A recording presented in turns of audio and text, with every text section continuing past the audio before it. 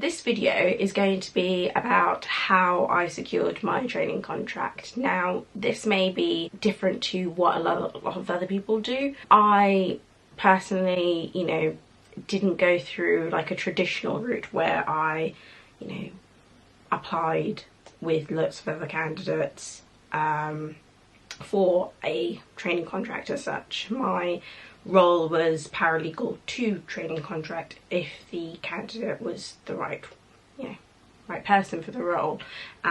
So yeah, so that may be the case for a lot of other people as well who work in-house. But yeah, my training contract is in-house, and I technically am the first one because I had to get my company set up as a training provider, although we do have another trainee.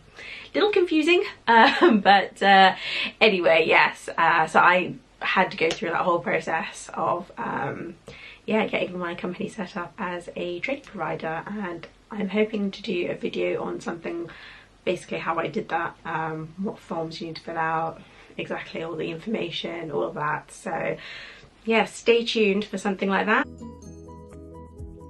So first thing I would recommend is the power of LinkedIn.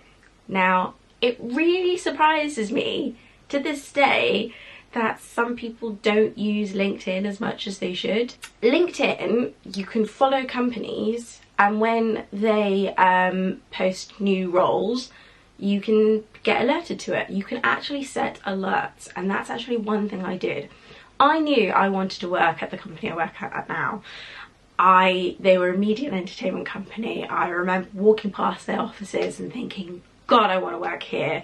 Researching, thinking, okay, maybe this is possible. Maybe one day a position will open up. And I decided to follow that company and on LinkedIn. And one day I got alerted there was a paralegal position, and not only was there a paralegal position, there was a paralegal position, and if for the right candidate there would be a training contract. I was to check their website regularly, but to actually follow it on LinkedIn meant I actually got alerted as soon as it got uploaded as a role. Right, so tip number 2, check the job description. Now, I went for a role that said in the job description it was a paralegal, but it was a paralegal with a potential opportunity for a training contract for the right candidate. So for me, that was already an indication that the company was already thinking about, you know, if they got the right person, that they would be willing to set themselves up as a training provider and to go through that whole process. Because they'd never offered a training contract to anyone before.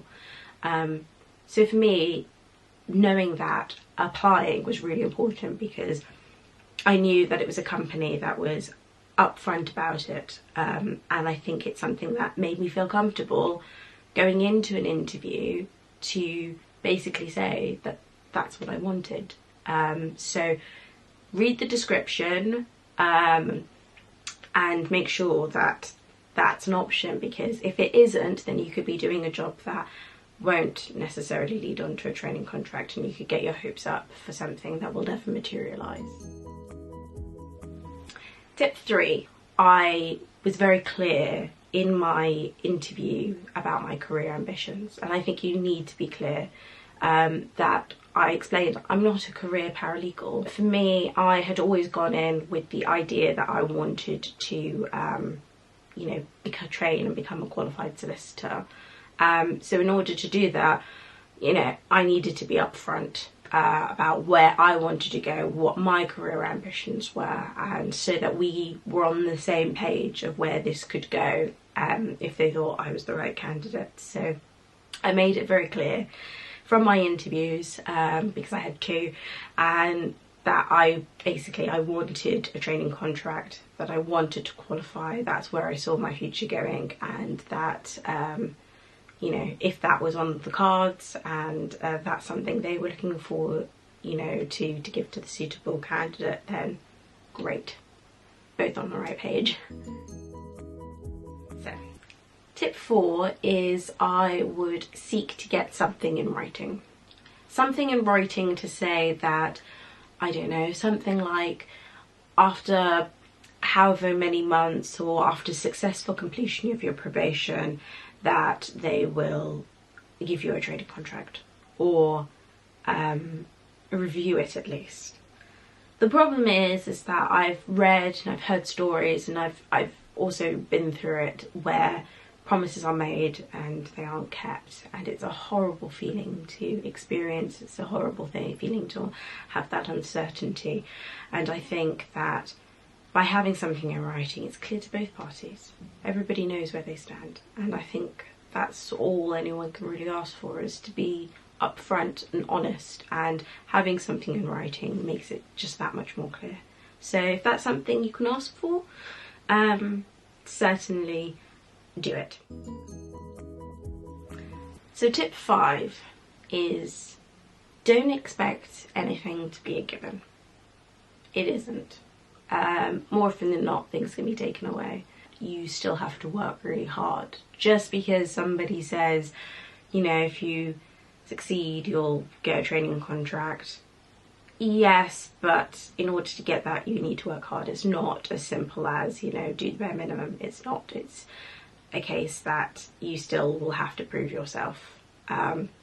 And that's what I experienced. I couldn't get excited about, you know, I thought, yeah, I've got this role and right candidate could get a training contract. It's not a given. Just because it's potential, it's not a given. So you have to work really hard and not take anything for granted. You want to impress them. Tip 6, be prepared to put in extra hours. I think that's the case anywhere. I know a lot of people seem to think that being in-house is easier and you don't work as hard. But the truth is, I think we work pretty damn hard. Obviously, like everywhere, it varies. Some days are going to be longer, some days are going to be, you know, normal working hours, some aren't. But essentially, be prepared.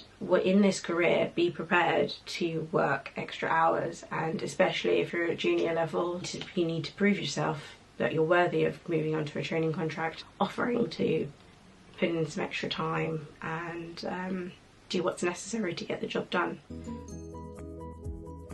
Tip 7, always be prepared to learn. By learning, you will be able to have the skills in order to add value, and that's what you want to show. You want to show that you are learning about the business, that you are learning about the work, the areas of law, that you can pick up different things.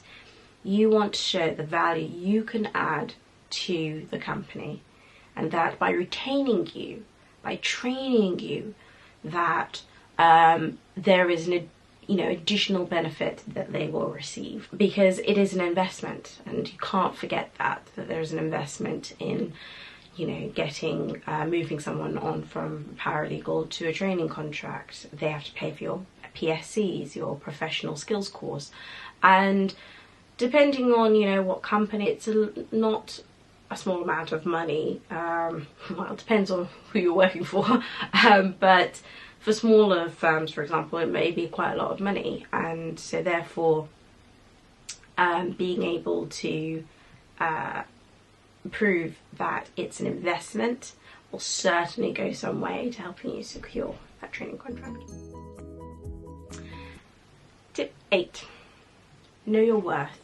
Know what value you're adding and be able to show it, be able to tell your company, that firm, that this is what I'm doing, this is where it can be beneficial to you, by investing in me and by training me, by doing all of those sorts of things. I'm worth it because I can do all of these things for you.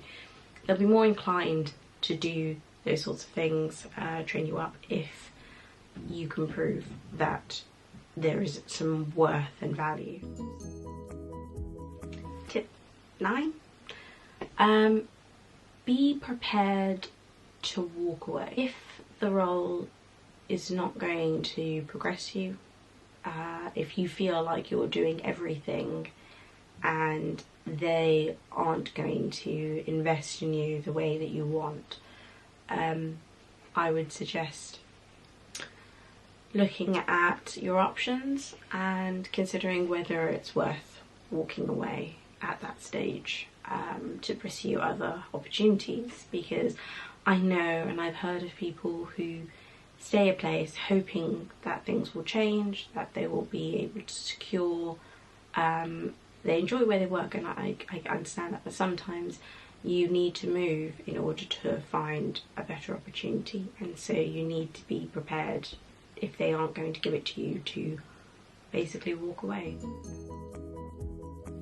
Tip 10, I think, get regular feedback. Whenever you have your catch-ups with your line manager, or when you're doing work for somebody more senior than you, ask for feedback. Find out what it is that you're doing right, find out what it is you could do better, or what you're doing wrong. That will help you. That will help you identify the things you need to change, the things you need to improve, and by learning those things and being aware of those things, you can rectify anything or continue to do things that you're doing well, and that will be appreciated. Ask for feedback, but also be prepared for the feedback you might get. It's not always positive.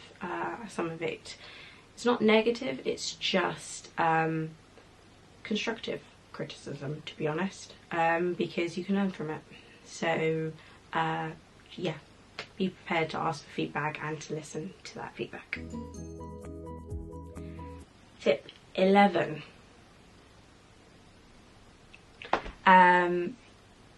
I think you should know that for a lot of roles they will ask you to work as a paralegal first before they want to give you a training contract. I think there are a lot of people out there who have worked as paralegals and will continue to work as paralegals to get that training contract, and I think it's something you need to be prepared to do. You won't necessarily walk straight from university into doing the LPC and straight into a training contract. For some it happens, for people like me it didn't, and I've had to work as a paralegal for several years. It took 4 years of working as a paralegal to get to this stage. So yes, be prepared for it, but there's a lot of value that you can gain and skills and so much that I wouldn't, change it for anything.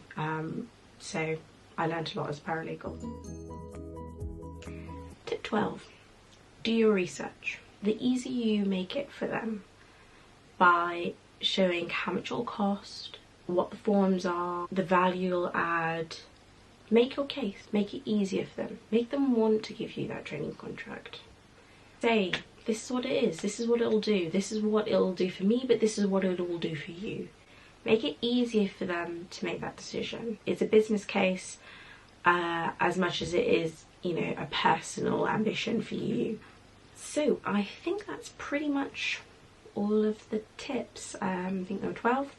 It's basically how I secured my training contract, by employing those tips that I've learned along the way, and hopefully you'll find it useful. Hopefully it will help you secure your training contract, and yeah, in future I'll make some more videos to share with you on other things that's happening with the training contract, in terms of like training records and how I got my company set up and all those exciting things going on as comment. And yeah, hopefully you'll find that interesting, so watch this space, and thank you for watching. Take care, bye.